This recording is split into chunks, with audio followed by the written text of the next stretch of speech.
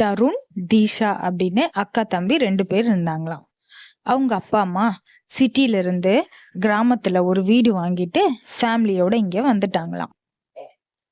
அப்போ அவங்க வாங்கின புது வீட்டுக்கு பின்னாடி ஒரு ட்ரீ ஹவுஸ் இருந்துச்சாம். தருணும் தீசாவும் இந்த ட்ரீ ஹவுஸ் ரொம்ப அழகா இருக்கே, அது உள்ள போய் பார்க்கணும் அப்படின்னு சொல்லிட்டே இருந்தாங்களாம். ஆனா புது வீட்டுக்கு வந்ததுல கொஞ்சம் நிறைய வேலையெல்லாம் இருக்கும்ல, அதனால அவங்களால போகவே முடியலையாம். ஒரு நாள் போயே ஆகணும்னு ஒரு சாட்டர்டே சண்டே லீவ்ல 2 பேரும் உள்ள போனாங்களாம்.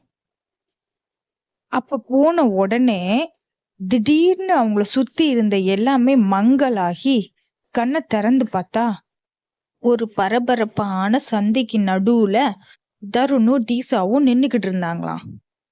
எல்லாரும் ரொம்ப பரபரப்பா இருந்தாங்களாம். அவங்க போட்டிருந்த ட்ரெஸ் எல்லாம் நிறைய வருஷத்துக்கு முன்னாடி யூஸ் பண்ண ட்ரெஸ் மாதிரி இருந்துச்சாம்.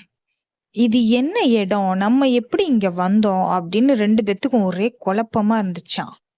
குழப்பத்தோட சேர்த்து ரொம்ப ஆச்சரியமாவும் இருந்துச்சாம். அப்புறமா தான் 2 பேத்துக்கும் ஒரு விஷயம் புரிஞ்சுச்சாம். அந்த மர வீடு தான் நம்மள வேற ஒரு வரலாற்று காலத்துல கொண்டு வந்து விட்டுருக்கு அப்படின்னு புரிஞ்சுச்சாம்.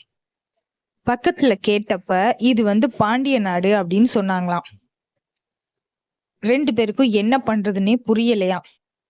சரி, இங்க இருந்து நம்ம வீட்டுக்கு போறதுக்கு ஏதாவது க்ளூ இருக்கும், நம்ம அதை கண்டுபிடிப்போம், 2 பேரும் ஃபீல் பண்ண வேணாம் அப்படின்னு சொல்லிட்டு தைரியத்தோடையும் உறுதியோடையும் அவங்க தேட ஆரம்பிச்சாங்களாம். அப்படி பேசிட்டே போயிட்டே இருக்கப்ப ஒரு பேக்கரிய பார்த்தாங்களாம். அங்க ஒருத்தன் ஒரு கேக்க திருடிட்டு இருந்தானாம்.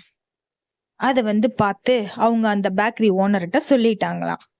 உடனே அவனை புடிச்சு எல்லாரும் விசாரிச்சாங்களாம். நீ ஏன் திருடின, ஏன் நல்லா தானே இருக்க, இப்படி திருடுறது தப்பு தானே, ஏன் இப்படி பண்ற அப்படின்னு சொல்லிட்டு எல்லாரும் புடிச்சு விசாரிக்கிறப்ப அவன் சொன்னானா, என்னோட தம்பி தங்கச்சி எல்லாம் ரொம்ப பசியால வாடுறாங்க, எனக்கு வேலையே கிடைக்கல, அதனாலதான் நான் திருடினேன் அப்படின்னு சொன்னானா.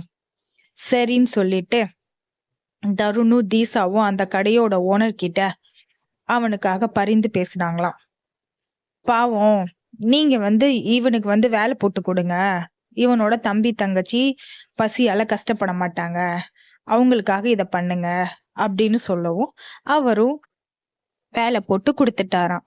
அது மட்டும் இல்லாம தருணையும் தீசாவையும் பாராட்டி இவங்க செஞ்ச நல்ல விஷயத்துக்காக இவங்களுக்கு ஒரு கிஃப்ட் கொடுத்தாராம். ஒரு கோல்ட் காயின் ஒண்ணு கொடுத்தாராம்.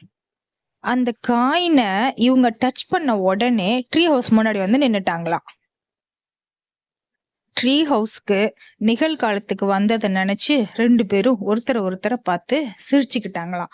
அந்த கோல்டு காயினை ட்ரீ ஹவுஸ்ல போய் வச்ச உடனே பலன்னு மின்ன ஆரம்பிச்சிருச்சாம். ஃப்ரெண்ட்ஸ், இந்த ஸ்டோரி பிடிச்சிருந்தா சப்ஸ்கிரைப் பண்ணுங்க, லைக் பண்ணுங்க, ஷேர் பண்ணுங்க.